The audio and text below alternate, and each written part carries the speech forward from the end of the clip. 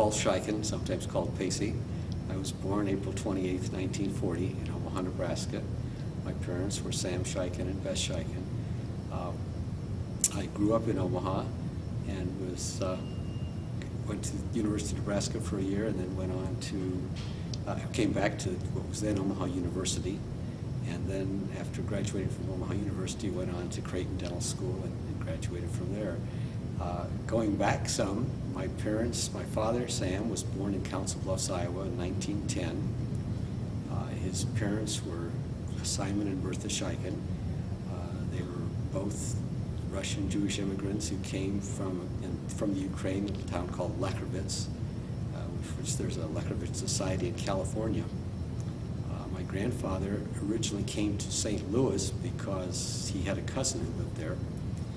And he didn't have too great a time there. He could not speak the language. He had no profession, no trade. And so he was a peddler.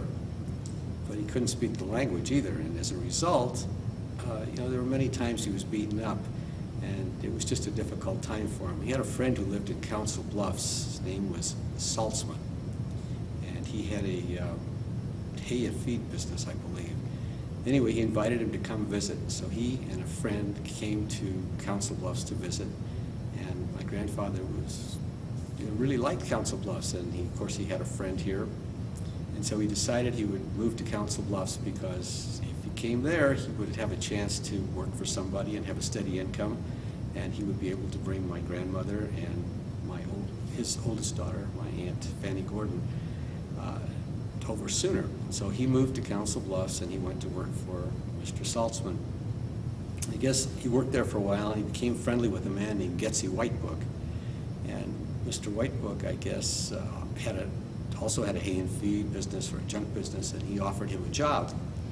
And my grandfather was torn because he didn't want to leave his friend, but on the other hand, he was offered more money, and so consequently he figured he better take it because he wanted to get my grandmother and my aunt over sooner. And so he did, and he worked and he brought them over, and there was his family. So as the years went by, and by the way, when my grandmother came over, as was typical of that era, she had a suitcase and feathers and in a sack or however they carried the feathers. And somewhere along the way in her travels in Russia, somebody offered to take her baggage for her. Well, they did take her baggage, literally, and it never made it to Council Bluffs. And so a letter was written by my grandfather to one of the Jewish papers, which was typical of the day, asking if they could help. And the letter came back to my grandfather and sorry they couldn't do anything, which incidentally, the copy of that, the letter that the paper wrote is in the Jewish archives that are housed at Brandeis University. And I saw a copy of it because my cousin Gordy Feldman, who teaches at Brandeis, ran across it when he was doing some research for his parents' wedding anniversary many, many years ago. But anyway, Simon and Bertha had a total of 4 children. Fanny, the oldest, who was born in Russia, and then my aunt, her name was Rose Feldman, and my father was the 3rd of the 4 children, and then Ruth Platt was the youngest of the 4 children. And my grandfather eventually got into the junk business, and he did quite well. He was pretty innovative and was able to figure out how to do well in his business. Of course, then the Depression came, and I should go back. When he was in the junk business and when it was thriving, he started to buy some property. And he was friendly with Aaron Fear, who would buy the scrap from him and then sell it to the mills. And apparently my dad told me that Aaron Fear would lend him money for down payments on property, and my grandfather would repay it with merchandise or junk that he would deliver to him that would be then forwarded on to the mills. And so my grandfather did fairly well. And then of course the Depression came and the market just fell out of the scrap business. But being innovative as he was, he decided he would go into the used furniture business, and he had a building on South Main Street in Council Bluffs. And he did quite well in the used furniture business, but all the while he kept buying junk. Well, he had a yard or yards full of junk, and of course the war broke out. He sold the junk and he retired because he did very, very well. But in the meantime, he had a lot of, a lot of property. He was quite active in the Jewish community there. In fact, I remember when he died in 1957, his picture was on the front page of the Council Bluffs Nonpareil. But he was very, very active in the Jewish community. He was president of the synagogue for 16 years. And he was, as I say, he was very active. He did a lot in the community. Stories that I learned about, from other people that I didn't even know. I remember one story. I remember when my grandmother died, and she died 7 or 8 years after he did. There was a man I remember standing off to the side, and he was really crying hard. I didn't know who he was, and I asked my father, and he told me his name, and I said, why was he crying so hard? And he says, I don't know. Well, anyway, I kept asking him, and finally he told me, and this led to some more stories too, that this man apparently had been in the insurance business. And in those days, the insurance agents would collect the money and then forward it on to the company, collect from the customers and forward to the company. And I guess, things were tough. He had a big family, didn't have the money, and so he unfortunately used some of the money to pay for his groceries or whatever, and he didn't have any money, and the insurance company came after him. And so my grandfather gave some money to him and collected some money, and they kept it from going to jail. And I guess this happened many times where he would get people in the community to get together, and they would help people who were having difficulty. And nothing that, I only found out about it because of this one thing that I saw, and then it led to some others. But another thing about him, and I guess this was, probably typical of a lot of the people that time, when my grandfather it must have been during the Depression, when he would buy used furniture and whatever else he could sell in that store that he had. I was at a Shiva house one day, and this lady came up to me, and we were visiting. She was the daughter-in-law of the person who died, and she said, you're from Council Bluffs, or your family's from Council Bluffs, aren't you? And I said, yes. And she said, I'm going to tell you a story that you probably never heard. So she said when her mother was a child, she had gotten quite ill, and so her parents, this lady's mother's parents, took the daughter to a doctor, and it took a while to get her well. In the meantime, the parents had no money, and so they gave, she said they gave the doctor, the mother's silver candlesticks, because that's all they had of any value. Well, anyway, some years later, this doctor's wife came to this lady's grandmother and had these candlesticks. And she said, I'm giving you these candlesticks back. And the lady said, why? And she said, I can't tell you. And she said, well, why are you giving them back? And she said, I promised I wouldn't tell. So she was persistent. The lady finally told her, said, I had some things I wanted to sell. And I called a man, he came to the house, and he looked at them. He said, I'll give you a very fair price, but I want to know where you got these candlesticks. And so the doctor's wife told him. And he said, I'll tell you what, I'll buy the stuff, I'll buy your merchandise on the condition that you return the candlesticks, but you don't tell why. And so the lady returned the candlesticks. And so she finally told the lady who it was, that it was my grandfather. And so this lady who's telling me the story says, these candlesticks came from Europe. She says, when I light candles every Friday now, I still think of him. And I mean, this was the era that, we were just talking about a few minutes ago. These were the people that, that were really the great pioneers, the great people as you think about them. But anyway, that was my grandfather. My grandmother, on the other hand, was very quiet and a very lovely lady, and she was a wonderful, wonderful cook, as I remember. And I remember one of my cousins once saying, we were talking, and how happy they were. They had a wonderful life together, my grandfather and my grandmother. And my cousin said, they weren't really just married. It was a love affair. And that's really what it was, because he would buy her everything and anything. And fortunately, he had the means to do so too. But I still remember going over there sometimes and spending Shabbos over there, and we would go. It took forever for the day to go by. But anyway, after Shabbos, he would take me to Reed's Ice Cream. We'd get ice cream to bring home to Buffy, and we'd have ice cream together. But when we were there, of course, he would buy me an ice cream cone too. But I was never supposed to tell her that I had the ice cream before we went home to have ice cream. But I spent many a Shabbos there, and it was always a wonderful, wonderful experience. And people would come over, or we would go over to other people's houses, and You know, there was always time, always time. I mean, of course, it was Shabbos and nothing, and you didn't work, but there was still time for family and time for friends, and it was a close-knit family. On my mother's side, my mother was born in Russia. Her parents were Joseph and Rachel Kirschenbaum. They came from a town called Kippel. And there are still some people here in Omaha from the town of Kippel. The little synagogue on 25th and Seward was called the Kippelish Synagogue. And the building is still standing there. But my grandfather was, he was active in that little synagogue, and he came over. I should go back. His brother, he had three brothers. He had, and some sisters too. The sisters never made it. But anyway, he made it to America. But anyway, his oldest brother, Max Kirschenbaum, and when he was still in Europe, fell in love with a lady, Rebecca. I don't remember her last name, but anyway, that's who he eventually married. But they were going together, and Rebecca said she was going to the United States. She wasn't going to stay, and so she did go. She and her mother left for the United States, and so Max followed her, and they got married. But he worked hard, and he helped my grandfather come over. And then the two of them were in New York, and my grandmother had an uncle here in Omaha, Morris Middleman, who had a junkyard. And he convinced my grandfather to come to Omaha, which he did.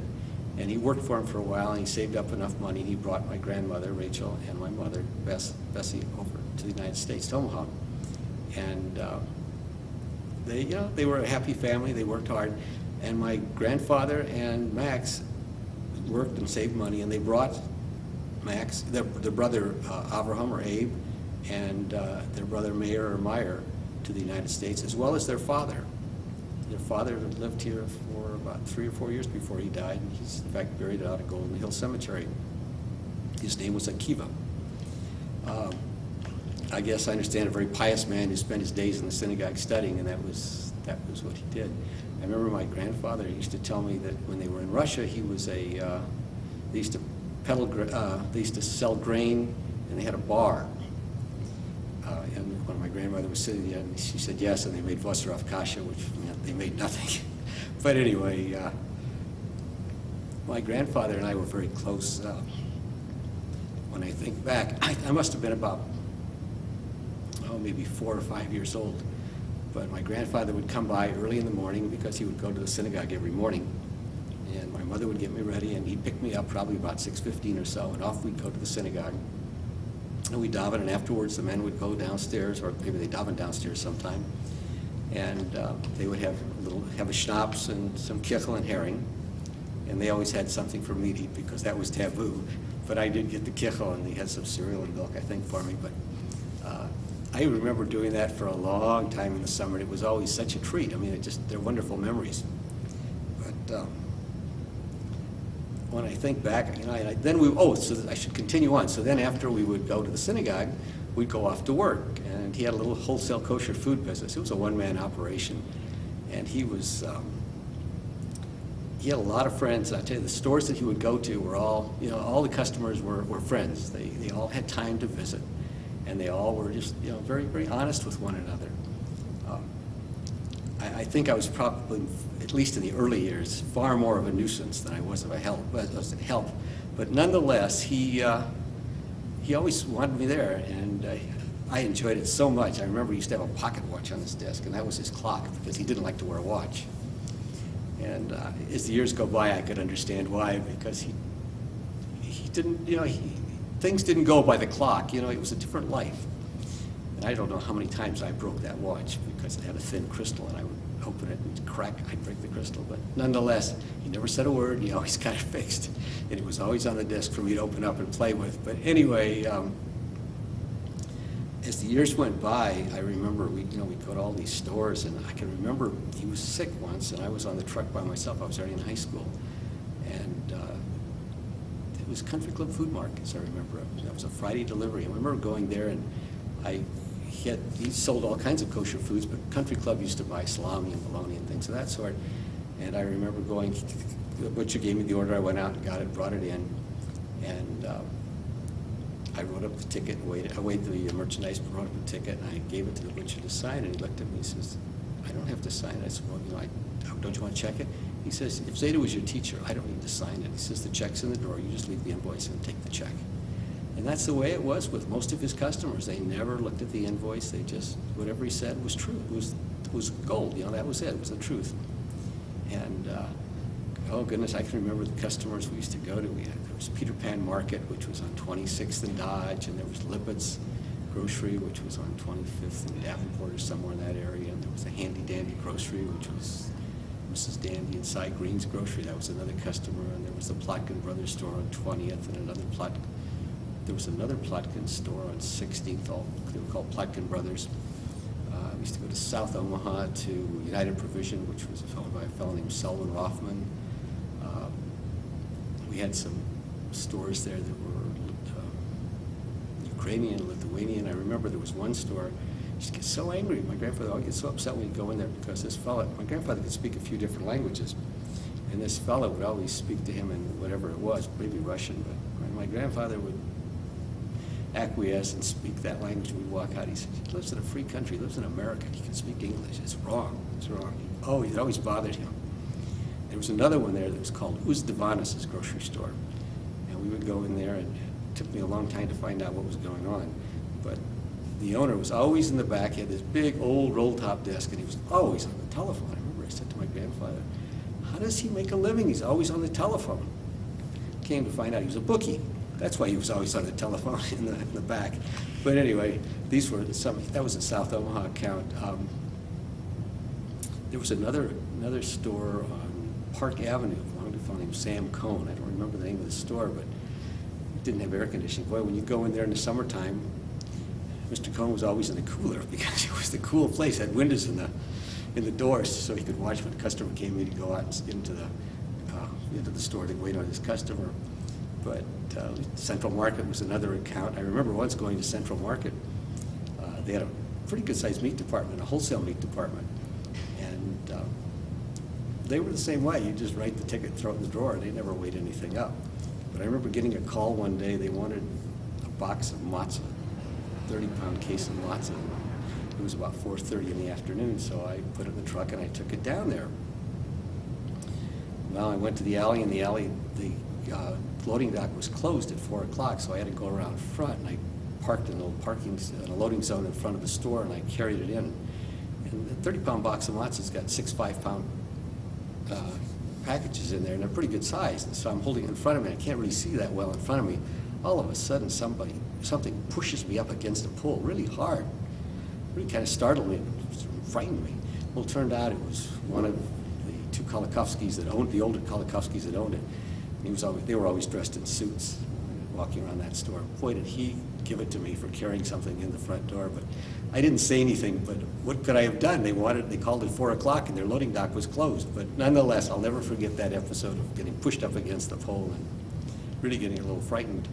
But that was a Central Market episode. But I remember we used to go to a store. Maggots had a grocery store in South Omaha. Used to go to this Saul Martin had a grocery store on South 24th Street. I remember calling. There was a regular.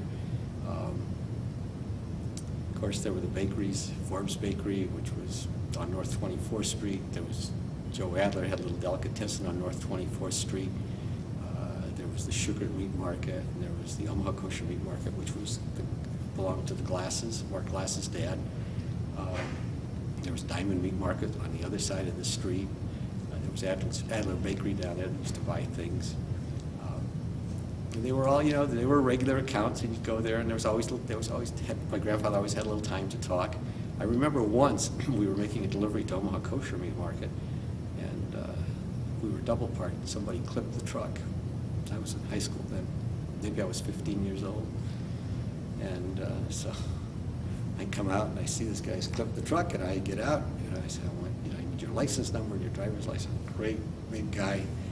And he says, you're not going to get my license. And I said, when you're a teenager, you know everything. And I said, I need your driver's license. My grandfather grabbed me and pulled me in that truck. He said, you get going.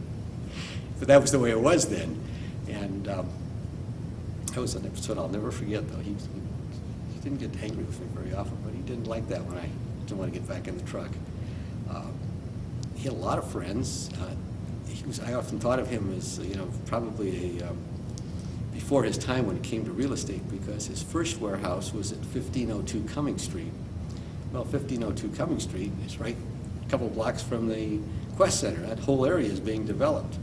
His second warehouse was 114 South 13th Street. Used to be the Chatham Hotel next door, which belonged to Jake Chorney, and Jake had a grocery store around the corner, and then there was the Lorraine Hotel across the street from that warehouse that belonged to the Weisses. And everybody around there was broken into. Everybody except my grandfather. He never had that warehouse broken into. And I think the reason was that there was a big stoop in the front. And these homeless people would lay out there, and a lot of them were drinking, of course. He used to feel sorry for them. He always gave them something to eat. And he always believed that they were the ones that protected his warehouse. And they may have, because nobody ever broke into that building, ever. He also had a lot of friends with the police. I don't know how he became friendly with the police, but they used to come in frequently to the warehouse, and they'd walk into the cooler. And there used to always be an open barrel of hot dogs. And they'd help themselves to a hot dog, or if there was an open barrel of pickles, they'd help themselves to a pickle. And off they'd go. I mean, they didn't pay anything. They just went. But as a result, he was not a good driver. He was a terrible driver. In fact, my cousin, little Joe Kirschenbaum, says he was the first person that had an automatic transmission. It was in low gear, and it never was shifted. It just went. But anyway, he had a lot of friends who were police officers, and they let him get away with a lot of things he probably shouldn't have gotten away with his driving, because he was not a good driver.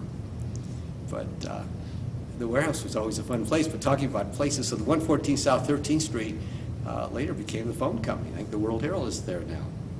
Or was it not the World Herald? The telephone company? Maybe the World Herald does have some offices there. Anyway, that was the second place. The third place was at 213 North 26th Street, 26th and Capitol. That's now part of Guarantee Mutual. So, he really picked the places. It was just a lot of years before they became valuable. But he was a great guy, and he probably had the greatest influence on me, of anybody, I think. I remember after he died, after he quit the business, maybe 3 or 4 years before he died, but he used to walk to the synagogue every morning. He lived with my parents, and my folks lived on 53rd, just north of Blondo. And one Friday morning on the way to the synagogue, a car hit him, and he died shortly thereafter. But I remember after the funeral, one of my great aunts said, he says, Yuseda could have been a rich man if he would have only wanted to be, because he had the exclusive on all these kosher things.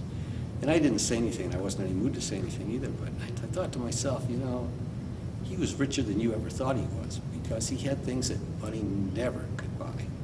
He had happiness. He had a loving family who really cared a lot for him. Friends who, did so much for him. I think at the time, somebody said it was the biggest funeral that they had been to in Omaha. There was no place to park at the Mount Sinai Cemetery on Crown Point. It was just mobbed there. But he just had so many friends, and it was the kind of life that you just don't see anymore. He and his 3 brothers, all lived within just a few blocks of each other, and every Shabbos we were at somebody's house, and I was the oldest of the next generation, and so I got to get in on a little of that. And so, we would be at Uncle Mayer's and we would Forrest, or we would be at Uncle Max and Aunt Becky's, or we would be at Uncle Avram's house, and we were always at somebody's house. And you'd walk home from the Little Shield, which was on 25th and Seward, and I should say, I used to spend a lot of Shabbosim with my grandparents, lots of them, and it was always a very big treat. But we'd always go to one of the brothers' houses for Kiddush, or they would come to my grandparents' house. But it was a way of life where, they worked hard. I can remember my grandmother cooking, it seemed like all day long, my mother as well. And there was no automatic washer, and there was no automatic dryer, there was no microwave oven, there were no instant soups, no instant soup mixes. But they still had time for everybody else. They still had time. They still had time for their friends. They had time for their families. They had time to sit together and eat, and not to jump up and rush right away. But, as time has gone by, we've got the automatic washer and dryer, and we've got the microwave, we've got all the instant things, but we don't have any time. And, we paid a high price for those things. We really did. You know, and maybe I didn't realize it early on, but as you grow older, you suddenly realize that what's the real meaning of life? It's not not the one with the biggest bank account. You know, to be the richest man in the cemetery is not really a great honor. And I think when my aunt said that to me about him that he could have been a rich man, she really missed the boat, because he was a wealthy, wealthy man. Not with money, but with other things as well. Rachel, my grandmother, was, she was a very, very nice lady. She was a very, very, well, they were both very observant. My grandmother was extremely observant. Come Pesach time, you know, my grandfather sold all his merchandise, and so he would, he'd bring it home. But, you know, the only thing he ever had in that, the only thing they ever used for Pesach was oil and matzah meal and cake meal, and nothing that was, you know, as the years went by, there were cookies and there were all these other things. But she wouldn't allow any of that in the house, because it wasn't up to par for her. And but she was a kind lady, very generous, with the rows of pishkas in the drawers. We were talking just a few minutes ago, and the mishloachim, the people would come and collect, just as they did in the warehouse. And there was always, you know, they always gave. And there were always people that would come to stay, that would come to visit from out of town. And they would always stay with my grandparents if they needed a place to stay. They had an open house, an open door rather, and she was very, very kind. I remember my grandfather used to sell Shabbos candles, but she didn't get her Shabbos candles from my grandfather. There was a lady who, I guess she was a widow, and she didn't have much, and so she used to buy candles and something else. I don't remember what it was, but candles and something else for my grandfather, and she would sell them. And maybe she bought some other things as well. And so my grandmother would go buy candles from her because the lady needed something, and it was much better to do that than to give a donation. And it always, you know, I heard that story, and it always struck me as, you know, it was really a very kind thing to do. But that's the way she was, and that's the way the people of that generation were. As I think back about those things, I remember once we were at Forbes Bakery. Well, I was with my grandfather, this time at Forbes Bakery, and this lady came up to him. She was a well-dressed young lady, and I must have been 13, 14 at the time, maybe. And she came up, she hugged him, and he turned bright red, because, you know, in those days, the religious people didn't do that sort of thing. But you know, that was okay. She hugged him, and then she said, you know, oh, your grandfather's such a wonderful man. He's done so much for me. And then she starts to tell me the story. And he tries to quiet her down, hush her up. He doesn't want her to say anything. But apparently, when she was growing up, her parents had maybe fallen on hard times or whatever. They didn't have anything for Pesach. And so he provided all the food for him, but he wouldn't take anything. She said, we wouldn't have had Pesach without your grandfather. And he kept saying, enough, Gnick, don't talk, it's enough, you know. But, I mean, that's the way he was, and that's the way my grandmother was, you know. They were very generous, but never wanted to talk about it, never would talk about it. But Rachel, my grandfather and grandmother had, there were 3 children, actually. There was my mother, and there was a son who died quite young, and I think he was born in Europe too, or Russia too, rather. And then my Aunt Rebecca Kirschenbaum, who married a fellow who lived in Newton, Iowa, Max Grolnick. And they had 4 daughters, and the 4 daughters are scattered about, but they kept a kosher home in Newton, and their kids they took the kids in every day to Des Moines to school, to Hebrew school, and they grew up, and I used to go as a child to Newton to visit my aunt and uncle with my brother, Michelle, and we used to have a wonderful time there. My mother went to school. She was born in Russia, but she came over as a small child, and she went to school. I think she went to Kellam Grade School, and then went on to Central High School. And she eventually, she went to some commercial school because there was no money to go to college. And she worked for a company called H.A. Wolf, which was an insurance company. And she worked there for I don't know how many years. And then my aunt did go on to college, and she went to the University of Iowa, and that's where she met my uncle. My father, as I mentioned, was born in Council Bluffs, and he went to, I think it was Bloomer School is what he told me, in Council Bluffs, and then graduated from Abraham Lincoln. I think he went to Creighton for 1 year. And then he went to work for my grandfather for a while. And then after that, he was really, he used to sell things. He sold grocery specialties for a long time. And eventually, I suppose he was probably in the late 50s, early 60s. He worked with my mother's father in the kosher food business, wholesale kosher food business. And it got a little bit bigger, but they closed that business, I suppose, in about 1966, 67, somewhere in that time frame. But that's what he did as for a livelihood. I had one brother who unfortunately died a few years ago, died in January 2001. He had lymphoma. And Keith and I had a great childhood growing up. We didn't have a lot of money, but we had a lot of happiness. And we lived on 48th and Cumming in a duplex. And my grandparents moved in next door to us. About 1949, I suppose, 1950, somewhere in that time frame. So it was really nice because we were, very, very close, and just walk out on the porch and go to the next door. I think one of the reasons I got so heavy during my younger years was because I used to love halava. And so my Zeta would bring home these 3-pound loaves of halava. Halava used to come 2 3-pound loaves to a box, and there were, I think, 5 or 6 boxes in a case. And he would bring them home, and there was always a loaf in the refrigerator. And I'd come home from school, and my grandmother would cut off a piece of halava that probably weighed 8 ounces. And I could just devour it in no time because it was so delicious.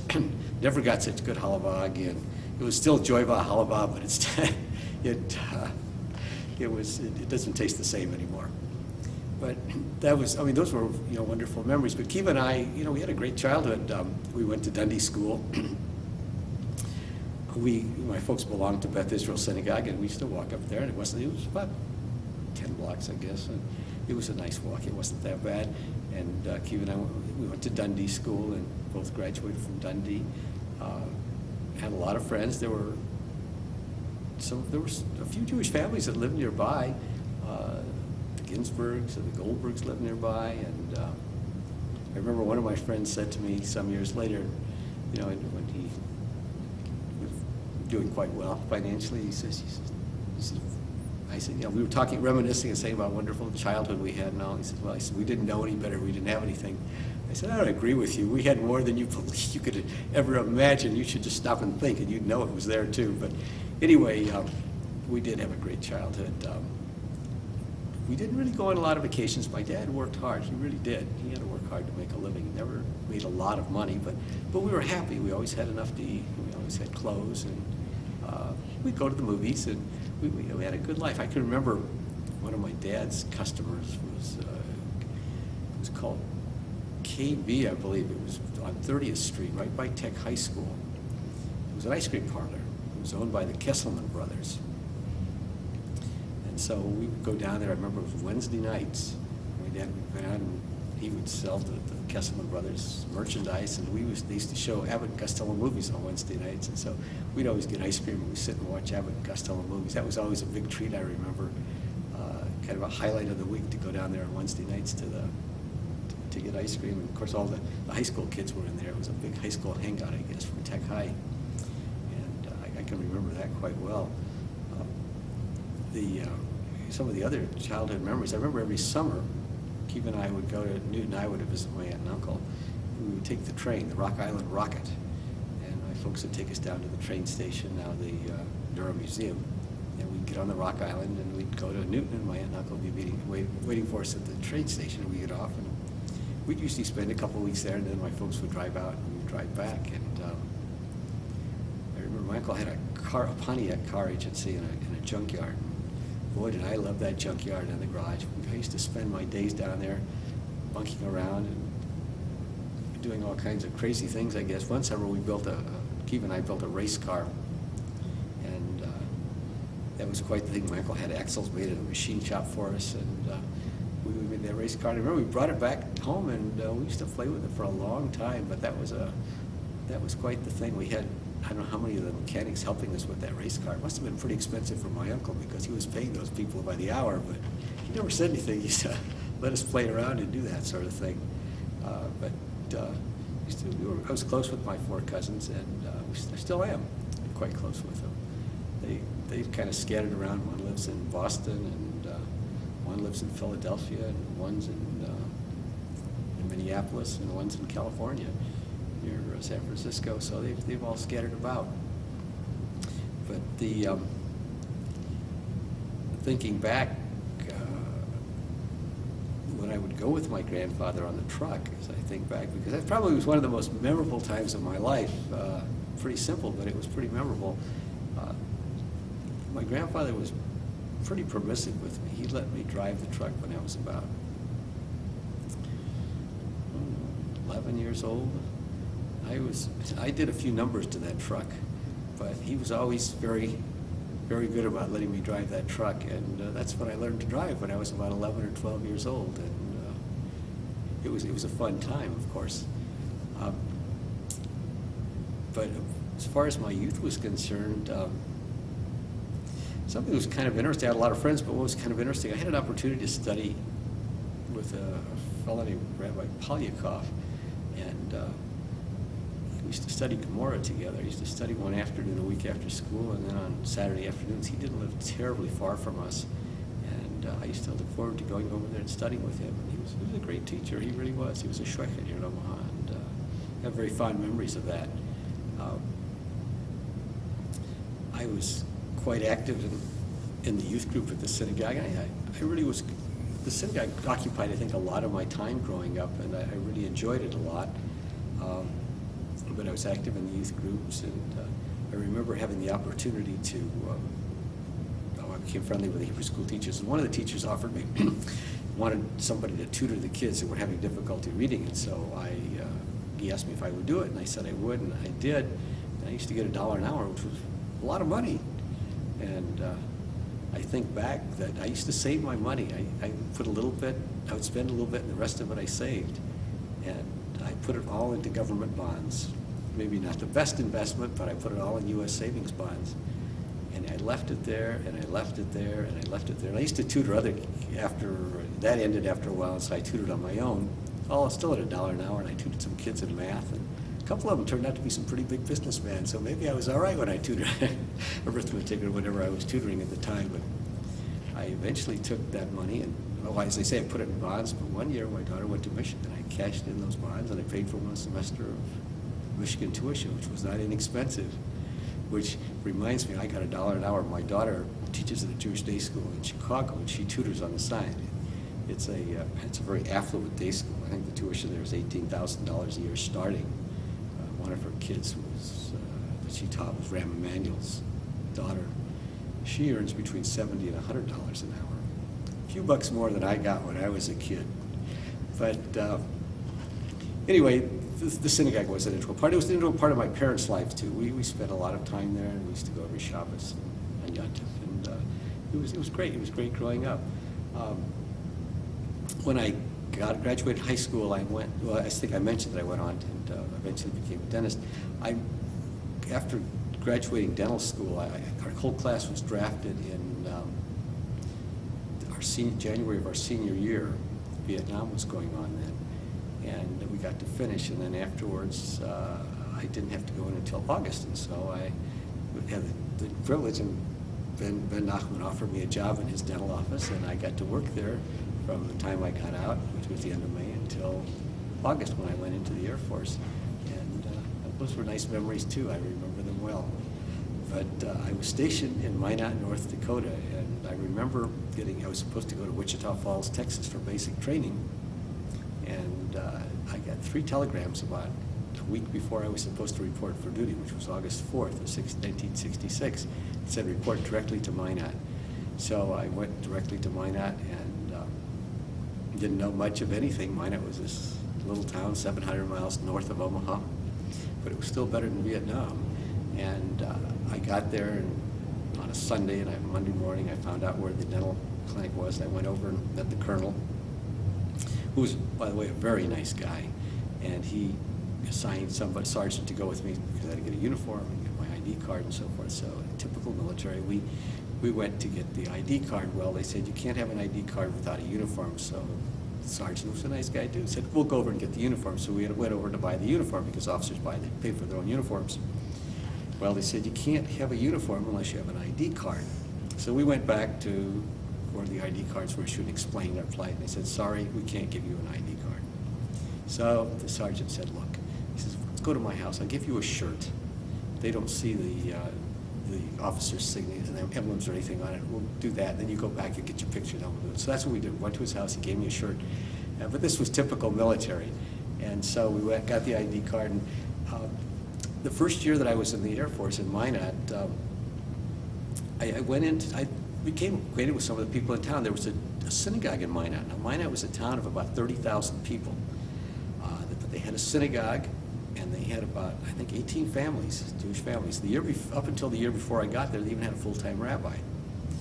But the fellow who really tried to keep the synagogue together, I remember telling me, he said, you know, he said, we try to have services at least once a week. And he said, I send out letters for people to come. He says, all I get are checks. But they were all very wealthy people with the exception of one. And Henry, the fellow he wasn't the wealthy one, he worked for the man who was really instrumental in trying to keep the synagogue together. And he wanted Henry because Henry was able to lay in and lead services and so forth. And so he was there. But that was an interesting experience. And I used to volunteer teaching in their Sunday school. There were a few Jewish kids there. Most of the people that were there were merchants in Minot, the Jewish community. There were three physicians that were there, and the rest of them were merchants, and they all were pretty prominent. And so the first year I was on the base and lived in the bachelor officer quarters, and the second year the hospital was in Minot, was in the town of Minot. The base was 13 miles from Minot. And in the hospital there was a dental clinic. It was a veteran VA hospital as well as an Air Force hospital. And there was a dental clinic, and there was one dentist in the clinic, and there was a civilian dental assistant. And the second year, the colonel sent me down to the hospital to be the hospital dentist, which was a really nice thing for him to do because it was a great opportunity. Being in the hospital, I got to take care of the dependents as well as the military people. And only the dependents of the military was kind of a trade-off that the colonel did for some favors. But it was really a neat deal because it was just like being in a private practice. And I met a lot of nice people, and I got some great experience. And I think I learned a lot as far as oral surgery because the colonel, who was also an oral surgeon, the commander was an oral surgeon, and he used to come when he'd come to the hospital. He would always ask me to assist him, and he'd always offer if I wanted to do it. He would assist me, but I usually let him do it because I didn't want to. I felt too intimidated, but he was really a great guy, and it was a great experience. He was really very kind to me because I remember telling him I was Jewish and that I would be more than happy to work on Christmas and Easter and whatever other religious days there might be that they would want off. And he thought that was a really great sacrifice, which to me, of course, wasn't. And consequently, when I wanted Pesach off, he'd let me have it, but he didn't want me to take leave. What made that nice was because if you didn't take your leave, when you got out of the service, you got paid for that time. But he did a lot of nice things for me. I did some gold foil dental work for his wife, which made him even more endeared to me. He was really kind. But the military was a good experience. And other than the one time when there was a bad plane crash there, and I had to learn rather quickly on the spot how to do identifications, dental identifications, on burned bodies, but other than that, it was a good experience, and I can't say there was anything bad about my 2 years in Minot, North Dakota. The people were, even though the weather was very cold and it was very bitter, the people were so nice. And I still have one good friend who was a dentist. He was a year ahead of me. He was the dentist at the hospital the first year that I was there, and he and I are still very close friends. He lives in Rockford, Illinois, and he and I get together every year for the Chicago Midwinter Dental Meeting, and Lee and I were together again this last February. So Minot was a good experience. I got out of the Air Force and came back to Omaha, and I went into private practice with an uncle of mine, David Platt, who had an office in the City National Bank building, and I was there for about a year, but at that time was not a good time to be downtown, and so I decided I had to move somewhere else, and so I had some other jobs in the meantime to keep busy, and I worked for the Women's Job Corps, which was downtown, 2 mornings a week just doing exams, and I worked for a dentist on South 10th, named Joe Belgary, just taking care of children a half day a week, and then I spent 2 half-days a week working for a children's dentist named Lauren Teutsch, and I just see kids also. And those were great experiences, and I think I learned a lot working for the for these other places, especially from Lauren Teutsch, who was really a good dentist and a good pedodontist, and he taught me a lot, and it was a great experience for me. Thinking back about work experiences, besides having gone to dental school and being a dentist, the only real job I had was working for my grandfather and tutoring, because I always worked for my grandfather every summer, and after high school too I would work for him, and that was my job there. One summer though, Keith and I wanted something more to do besides work for my grandfather to get done early, and so we decided we couldn't find anything other than I was going to work for my grandfather, find something part-time, couldn't find anything. So Keith and I had saved up together a total of $1,000. $100 of each we each had $100, which we had gotten for a bar mitzvah present from the fellow we were talking about, from Harry Middleman, the fellow from Portland I was telling you about, Ben. $100 in 1953 was a lot of money. Anyway, we each had, together we had $1,000, and so we had got the idea that we would try to buy a house and renovate it and sell it. So I'd read something, heard something about land contract, and so I talked to some realtors. I was 20 years old and Kiva was 18, and nobody wanted to talk to us because we weren't old enough to buy anything. We were 21. And we kept trying and trying, because I read the ads and talking to some people. I knew you could buy things for low down payments, like $500 to $1,000. Finally, there was a fellow who worked for a company called R.F. Mitchell and Son on North 30th Street, a fellow named Keith Hubbard. And Keith showed us some houses, even though I wasn't 21. I said, my folks will sign, and he believed me. And we found a little house at 4715 North 41st Street for $750 down, $4,500. It was a little tiny house, and it was kind of sad because these 2 ladies lived in it, and they were moving to California, and the price was that was the price, and that they didn't come down, but that was the price. But the abstract had a lien, showed that there was a lien on the house at one time for $5,000. A roofing and siding company put siding on the house, and they charged them $5,000, and they sold the house for $4,500. That's what it was listed for. But that's how people took advantage of other people in those days too. But anyway, Keith and I bought the house for $750 down, and we spent the summer working on it. It was a family affair because none of us had any real experience, though Keith and I were somewhat handy. But my dad and my grandfather were over there. They were cleaning. The yard was so overgrown, and they were working in the yard cleaning it up. And Keith and I were painting inside, and my mother was painting inside, and my dad would paint inside.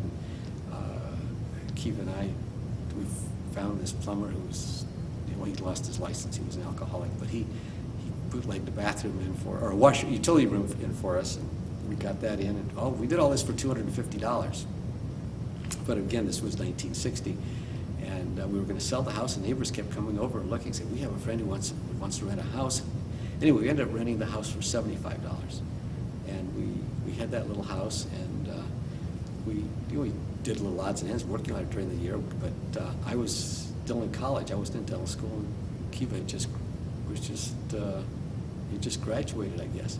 I just graduated high school, and so we saved up $500. We bought another house, and we kept doing that. We had 22 on our $1,000 investment, but then things kind of didn't go too well because even when I was in dental school, I used to work on the houses evenings and Sundays when I get a chance. Besides studying, it was kind of hard, but I was able to manage. And Kiva was able to work on them too. Well, then, of course, Vietnam was going on, and Kiva got drafted, and so he was gone, and so it was really kind of hard. But I was able to manage. Well, then when I got drafted, we were both gone.